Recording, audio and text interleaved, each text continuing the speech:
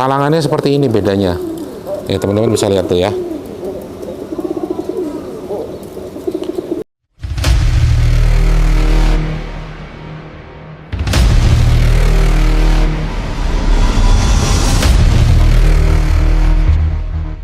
Halo teman-teman, jumpa lagi bersama saya YONN Baron di channel Marpati Baron Official. Ya teman-teman, saya lagi duduk santai di kandang yang baru beserta kru saya. Sebelah saya, belakang saya persis ada Miko.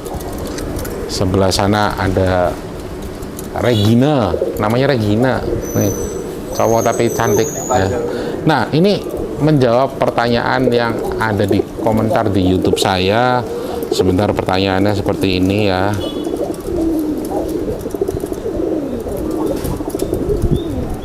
Pertanyaannya, Koyun coba bikin konten tentang rabaan merpati, buat juga perbandingan rabaan dengan dua merpati yang beda rabaannya, terus kelebihan dan kekurangannya dari rabaan merpati, ciri-ciri merpati yang udah dua silangan burung berbeda. Oh gini, contoh kolong sama balap, kolong sama tomprang. Tapi yang ini nggak bisa saya bikin soalnya saya nggak ada kebetulan di sini ya yang silangan sama tomprang, silangan sama balap ya nggak ada. Tapi ya rata-rata kalau burung tomprang dari dulunya cara membentuknya menjadi strain kolong itu asal muasalnya dari burung balap ya. Ada sih tapi di kandang belakang udah jadi pacak. Nah, ini yang di sini tuh bahan-bahan semua. Jadi kita mulai dulu dari playernya. Nanti ini bukan saya bandingkan satu atau dua lagi nih, banyak. Ini saya mulai dulu dari playernya, jadi teman-teman tahu rabaan playernya seperti apa ya. Nanti bisa dibandingkan dengan prediksi pik-pik yang ada di sini. Jadi nanti prediksi dari saya seperti apa, pik-piknya nanti bisa ditonton di konten yang akan datang, liputan yang ini nih ya. Coba Miko tolong dari Bengawan dulu. Dari Bengawan nih. Ini yang rawat player si Miko sendiri. Miko juga Bengawan itu ngerawat dari piyik baru netes ya. Itu emang kepegang sama Miko. Ini badannya seperti ini Bengawan, mirip dengan di konten sebelumnya yang tanpa ring, itu mirip banget. Seperti ini teman-teman.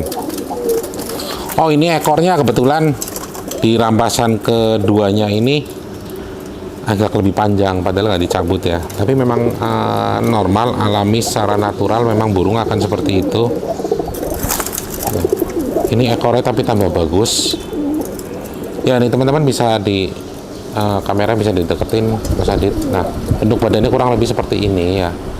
Ini yang saya bilang segitiga kerucut. Kerucutnya itu mulai dari sini, dari depan ke sini ya. Ini kerucut nih ya. Jadi kalau kerucut itu biasanya ini turun juga, kerucut dan ngejantung istilahnya ya. Burung yang ngejantung ini memang mempunyai keistimewaan, bebannya ada di depan, berat banget di depannya. Karena tulangan seperti ini tuh akan mendorong otot itu ada di depan.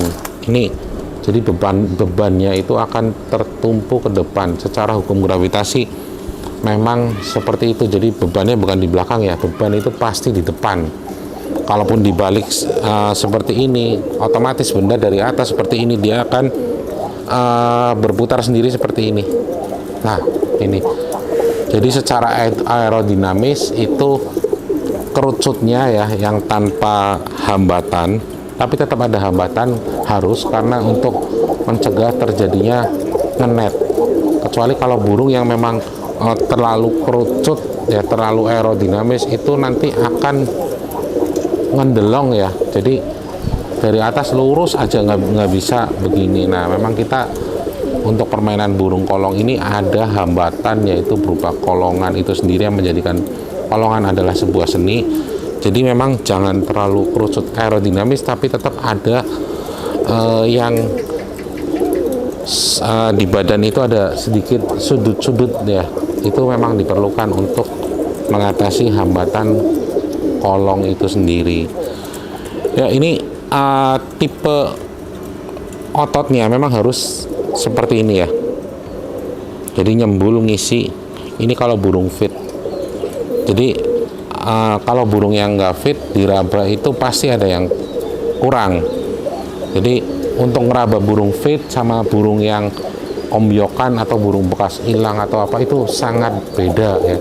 Jadi kalau ngeraba burung yang diombyokan itu dibutuhkan skill lebih untuk memprediksi kira-kira ototnya nanti jadi akan seperti apa, bulunya juga akan seperti apa. Nah, bulu ini juga faktornya penting banget ya. Ini bulu yang kayak keluar kapurnya gitu ya, licin banget, nyutra, itu memang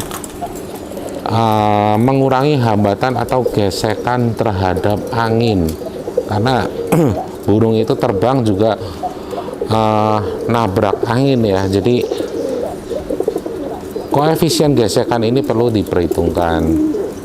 Nah, bentuknya seperti ini ya teman-teman ya, enak banget. Ini bengawan lebih enak. Dan kita lihat capit udang ya, bengawan itu panjang ya, 2 jari. Ini memang capit kalau 2 jari itu memang banyak yang istimewa ya, walaupun nggak semuanya.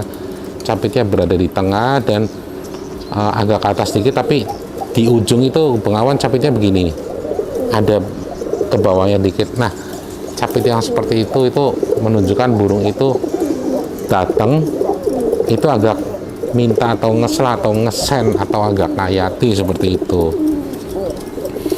Ini salangannya bengawan seperti ini ya, salangan mewah ya. Jadi untuk setut panjangnya ini mewah kalau bengawan ya. Terus ekornya seperti ini, lentur, harus lentur ya, karena untuk remnya jadi nggak terlalu pakem remnya. Dudukan kakinya juga nih, jadi dudukan kakinya itu ngumpet di samping nih, di sayap, nggak kelihatan tuh ya. Nah, kita bandingkan dengan burung, kita bicara player dulu ya. Ini agak susah membandingkan karena burung-burung yang ada di sini hampir sama. Tapi untuk burung karakter seperti bengawan itu lob langsung kasar dari awal ya. Kita coba ke berikutnya, ke kaisar. Nah, ini nanti ada sedikit perbedaan dari kaisar sama bengawan. Teman-teman bisa simak nanti.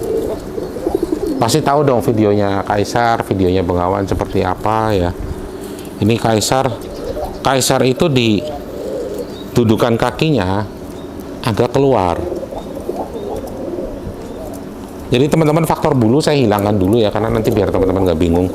Kita bicara untuk rabaan landing dulu dan lain-lainnya yang kira-kira sangat penting. Ini dudukan kakinya agak keluar, makanya kaisar itu ya turunnya agak ngeses sedikit, walaupun tepat tapi agak ngeses sedikit. Burung seperti ini kurang bisa kepake untuk mejaan, kurang bisa.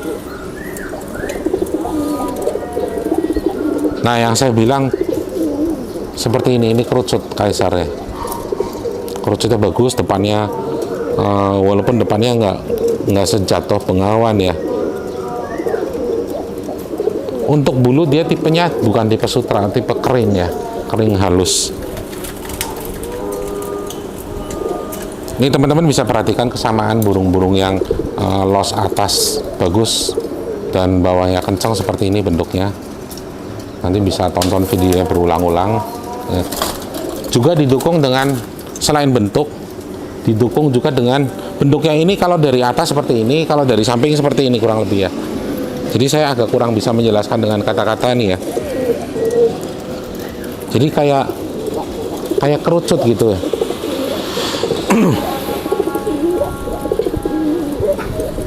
Salangan juga tetap terjaga seperti ini teman-teman.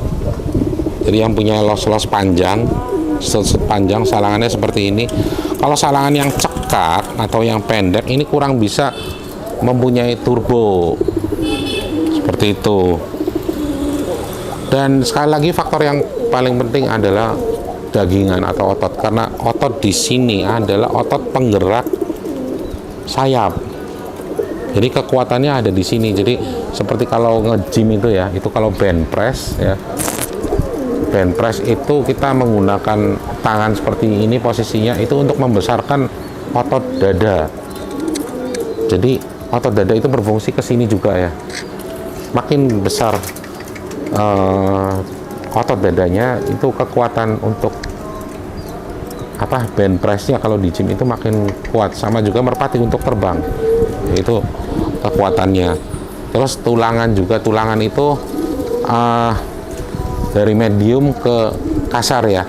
Medium masih oke, tapi nanti didukung dengan otot yang tebel, montok penuh. Ini kaisar ya, nggak tahu bisa tampil lagi apa nggak nih kaisar karena cederanya bertubi-tubi. Nah, ini ada lagi yang tipenya beda lagi, jadi teman-teman amatin semua ya. Kilat putih.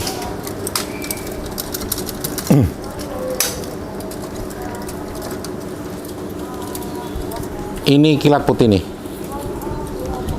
Nah, ini bulunya super nyutra banget kayak sutra Cina ya. Bener-bener nyutra dan badannya itu ngapas. Di sini dipegang itu seperti ngapas dan dia agak segitiganya memanjang.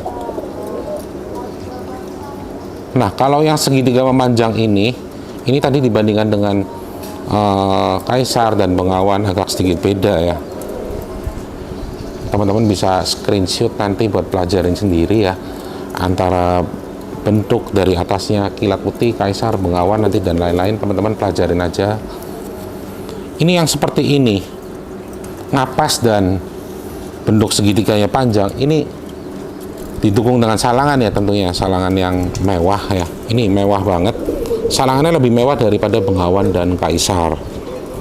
Jadi burung seperti ini mempunyai los atasnya luar biasa, makanya saya beri nama kilat putih. Ini waktu di Pemalang itu sekali geber langsung benar-benar kayak cahaya putih aja nyampe di tanah. Tapi burung seperti ini ya, yang mempunyai badan ngapas, ngaretnya sedikit aja, ngapasnya lebih dominan, dan bulu sutra ini biasanya untuk lob pertamanya itu nggak nyenengin, jadi bikin yang latih ini agak ragu-ragu, terutama untuk pemula ya. Pemula kan sukanya burung yang di lob 100 meter itu jedar-jedar, padahal belum tentu jauhnya seperti itu. Nah, kilat putih adalah cucu Nazaret, jadi dia ngikut Nazaretnya nih. Nazaretnya itu di lob sampai terbang waktu itu sampai 500 meter itu masih begini doang, bener-bener nggak nyampe-nyampe. Cuma memang karena mentalnya dan bawaan karakteristik indukannya itu sangat mempengaruhi ya, karena Nazaret itu dari sapu angin pun iwir-iwir kalau nggak ada musuhnya. Jadi dipancing emosi digandengkan dengan musuh yang kencang baru keluar. Ini pun sama, dan setelah jadi ini saya luar biasa, atasnya itu hampir imbang sama Nazaret ya, dan bawahnya kontrol banget. Kontrolnya itu karena ada darah Repsolnya. Ini teman-teman bisa, ini tepat banget karena nih saya tunjukin lagi ya. Ini ngumpet teman-teman, ngumpet di dalam sayap. Tadi kalau kaisar itu agak keluar sedikit. Salangannya seperti ini bedanya. Ya teman-teman bisa lihat tuh ya. Dia walaupun kantong dadanya itu nggak besar, tapi ototnya tetap bagus tuh ya. Jadi besarnya dada itu sebenarnya pengaruh ke tumpuan beban ya, seperti bengawan tadi. Cuma untuk burung seperti ini udahlah, jangan atasnya udah ngepol losnya ya. Untungnya nggak dikasih dada yang besar, kalau dada yang besar lagi ya nggak bisa buat main, ini muntah darah. Kalau lar saya jarang buka ya, karena secara keturunan larnya hampir sama dan springnya bagus semua. Untuk kestabilan udah hampir rata-rata bagus ya, kecuali untuk indukan tertentu yang memang agak agresif saya lagi bikin. Ini seperti ini jelas ya teman-teman ya. Nah, kita lanjut berikutnya ke berlian.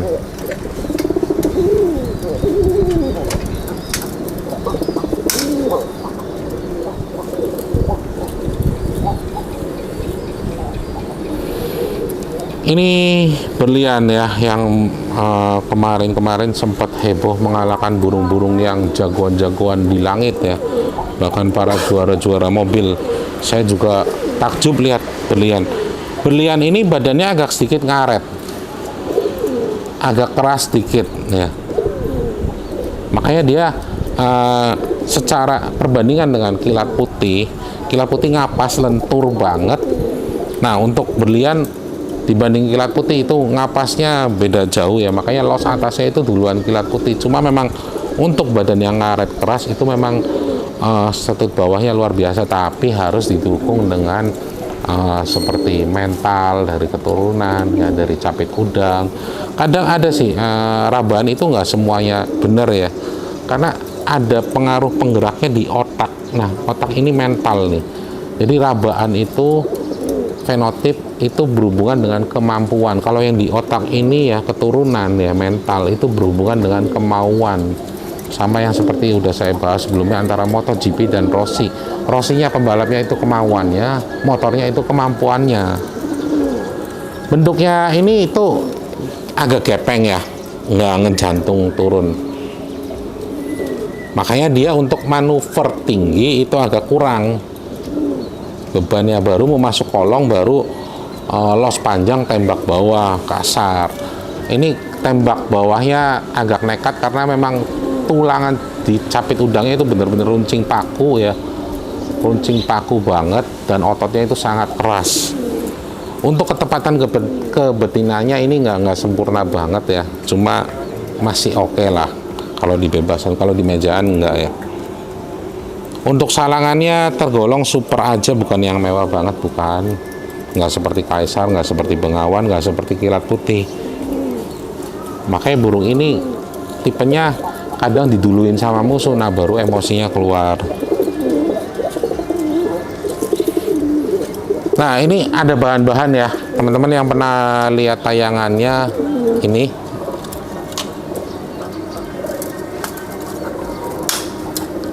Ini berdua kakak adik nih, kakak adik sebapak seibu. Ini angin putih ketemu sama adiknya Kaisar. Nah, adiknya Kaisarnya juga beda rabaan sama Kaisarnya, lebih kecil, lebih lentur, nggak seperti Kaisar. Cuma dia memang tulangannya bener-bener, walaupun lentur tulangannya bener-bener bagus. Itu yang kita cari. Angin putihnya sendiri itu lentur mirip sama Kilat Putih tuh.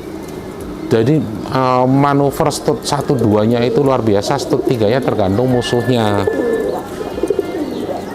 Ini secara umum ini bulunya mirip masuk ke keluarganya Kaisar. Cuma untuk body ya, dia masuk ke angin putih bentuknya. Cuma untuk tulangan sama otot itu lebih masuk ke Kaisar dikit. Bentuknya seperti ini. Teman-teman bisa saksikan di konten sebelumnya yang ini pakai angin putih ya. Nah, untuk seperti ini lob awalnya mungkin kalau dilelang paling kena cuma 1.000-2.000 lah. Nggak akan ada yang bener-bener ngejar. Lob awalnya itu bener-bener aduh nggak nyenengin banget. Mungkin kalau OB-nya 2.000 nggak ada yang ngebit. Tapi karena kita tahu kita peternaknya nanti akan seperti apa ya jadinya, dan ya seperti yang ada di konten lah. Memang burungnya los atasnya mewah, bawahnya juga bisa nembak keras banget sampai membal. Ini burung komplit, jadi atasnya itu ngikut ke angin putih, bawahnya ngikut ke Kaisar. Ini ambrol, nanti belum jadi player, habis ambrol baru jadi player nih. Nah, ini kita lihat adik kandungnya. Jadi gini teman-teman ya, dalam ilmu ternak, kalau secara crossbreed itu ya variasinya itu sangat besar. Jadi jangan teman-teman salah mikir bahwa ada kakaknya yang bagus, nanti kita cari adiknya juga kurang lebih gambaran di otak kita akan seperti itu. Itu kalau secara crossbreed jauh banget, kecuali untuk memang tertentu yang saya katakan golden pair akan menghasilkan sama kualitasnya seperti itu, baru bisa dikatakan golden pair. Ini kita lihat yang ini nih. Nah, ini agak mirip-mirip kan sama yang tadi, cuma dia punya badan itu lebih lentur dari kakaknya, makanya untuk dilatihnya sama begitu. Ini loss atasnya prediksinya lebih bagus dari kakaknya, cuma untuk tembak bawahnya masih bagus di kakaknya karena tulangannya lebih keras ya, tulangannya lebih keras sedikit. Cuma ini pun nanti nggak kalah. Kalau yang ini lebih tepat betina, ini lebih tepat betina. Nah, karena di posisi kakinya beda. Ini saya pegang kakinya, ini benar-benar masuk di dalam sini nih. Nah, kalau kita buka nih, nah itu baru kelihatan pangkalnya nih di sini. Ya, tuh. Kalau kita pegang begini mah di dalam sini. Ini kita buka nih. Nah, di sini. Jadi yang kakaknya itu kalah tepat dengan ini.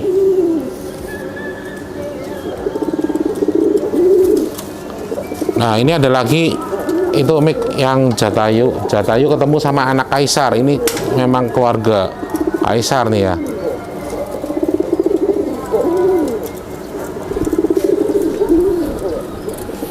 Walaupun adik Kaisar beda rabaan sama Kaisar, jauh bedanya, tapi suatu saat rabaannya di cucunya atau di anaknya masing-masing itu bisa hampir ketemu karena ada satu ciri spesifik yang memang nggak bisa dihilangkan dari suatu genetik atau terah. Nah, ini bentuknya hampir-hampir sama kan? Teman-teman bisa screenshot nanti ya, dibandingkan sendiri untuk belajar rabaan ya. Ini size-nya juga medium ke small ya, medium minus ya. Cuma ini salangannya tetap seperti ini nih. Nah, ini salangan standar saya. Dan tulangannya pun keras, kokoh, walaupun size seperti ini nggak akan jadi masalah. Capitnya pun juga runcing. Ini runcing tapi lentur, hampir rapat ya. Ini bahaya banget burung. Dan kebetulan capitnya ada di atas. Jadi untuk manuvernya ini yang hampir nggak pakai permisi, burung nggak sopan ini ya istilahnya. Kalau larnya saya jarang buka, larnya sama semua kurang lebih. Karena saya tahu burung ini akan menghasilkan seperti apa, kecuali yang memakai keluarganya si bomber atau bom-bom, itu larnya agak beda, dia lidinya lebih kasar-kasar, lebih gede-gede. Burungnya mungil tapi nanti pedas. Ini belum dikasih nama, nanti teman-teman bisa kalau udah jauh nanti bisa dibikin konten seperti apa nih burungnya nih. Nanti Mas Adit jangan lupa ya dibikin konten ini. Ya Mik ya. Ini bekel ya? Iya. Bekel turun langsung ke atas lagi. Gila nih burung. Nah, ada satu lagi ini keluarganya. Nah, ini saya masih riset, masih baru ya. Ini line breednya Nazareth ketemu sama anaknya PW. Walaupun PW-nya ada keturunan dari sini ya, tapi tetap udah jauh, jadi saya penasaran agak beda. Ini memakai darahan Nazareth. Ini kalau kita lihat salangannya istimewa nih, burung. Yang di situ tadi kalah semua sama ini. Cuma burung dengan kondisi seperti ini di lob itu biasa aja, pelan kan? Pelan tuh kan bener. Tapi walaupun pelan dia kepakan sayapnya waktu turun kedap ya, halus ya. Nah itu teman-teman, pelan tapi halus, jangan yang pelan tapi bunyi bek bunyi sayap berat kayak helikopter gitu, itu jangan. Itu memang pelan dan pelan forever pelan, selamanya akan pelan. Tapi yang pelan yang tanpa suara itu yang nantinya kenceng. Ini di sininya juga tuh, itu melorot banget sampai kebuka ya. Ini sengaja nggak saya jual karena saya lagi riset, saya teliti dan menghasilkan ada kakaknya malah yang badannya beda jauh sama ini, salangannya nggak begini. itu lebih kencang malah. Matanya mata putih. Nah, kalau kita lihat ini dudukan kakinya ya, kita fokus ke belajar dudukan kakinya. Ini juga ngumpet di samping. Ini susah dipegang karena lagi giring. Tuh, di samping banget. Tepat betina? Tepat. Banget. Cuma ini walaupun pelan, Ki, tapi pas datang dia metilnya ser gitu kan ya. Jadi ininya cepet. Cuma di bawahnya cuma santai aja gitu aja. Cuma yang seperti ini nggak bisa disepelekan karena ini memang darah Nazaret. Sekali lagi pentingnya terah, pentingnya keturunan. Ya kita akan tahu burung yang dihasilkan itu seperti apa. Makanya untuk jadi peternak itu harus tahu apa yang diternak. Jadi bukan meraba-raba ya. Kalau rabaan itu banyak melesetnya, tapi rabaan didukung dengan kebiasaan terah ini, anaknya ini, campuran ini akan menghasilkan seperti apa, kurang lebih gambaran di otak kita udah ada. Yang jadi riset saya, jadi ini anaknya Tesla, satu-satunya saya ambil nih. Dan ini hasilnya pedes banget. Tesla ketemu ini ya, Lemon Tea Bemo ya. Dan hasilnya pedes banget badannya. Badannya kecil seperti ini ya nih. Ini bentuknya tetap bentuk selera saya ya. Bukan yang terlalu lebar, bogel. Jadi bentuknya seperti ini. Ya, ini akan manuvernya cepat sekali dan bawahnya tembaknya keras banget. Kita cek lagi. Ini karena otot burung bahan ya, jadi ototnya belum berkembang penuh, kita nggak bisa bandingkan dengan player tadi. Nah itu di situ kita perlu kemampuan untuk memprediksi ototnya akan seperti apa, tentu saja dengan bantuan perawatan yang maksimal. Ini ototnya masih seperti ini aja nih, masih kosong ya. Tapi kita lihat salangannya memenuhi standar saya, quality control saya ya. Untuk kaki ya, dia ada di sini persis, jadi nggak terlalu masuk ke dalam. Jadi ketepatannya itu belum yang tepat banget. Kemungkinan masih ada melintir-melintirnya lah. Ini agak keluar juga nih. Ini jarak dekat ada melintirnya. Kan? Ada melintirnya. Nanti makin jauh tergantung si joki cara ngelatihnya. Dia sabar nggak untuk menempatkan ke betina karena akan membentuk suatu kebiasaan. Kalau belum tepat tapi udah dijadiin ya nanti makin jauh makin melintir gitu.